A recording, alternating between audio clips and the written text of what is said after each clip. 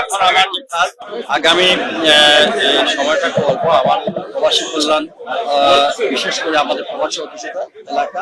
আজকে আমি ফার্স্টে আনঅফিসিয়ালি ভিজিট করার আগেই আমি ঢাকা বিমানবন্দরে আন্তর্জাতিক আমাদের সেবা সেন্টারগুলো দেখেছি, সেটা আমার সিলেটে নাই। যেখানে প্রবাসী অধ্যুষিত এলাকা আমার এখানে থাকার কথা ছিল। ইনশাআল্লাহ খুব অল্প সময়ের মধ্যে প্রবাসীদের যে প্রত্যাশা, সেই প্রত্যাশা এবং জনগণের যে প্রত্যাশা, এই ক্ষেত্রে আমরা টিম ওয়াইজ সবাইকে নিয়ে কাজ করি। আমরা মাত্র বসলাম, আমাদের 180 দিনে একটা কর্মপন্থা আছে। 180 দিন পরে ইনশাআল্লাহ আপনাদের সামনে হাজির হব। সবকিছু তো আপনারাই সাক্ষী।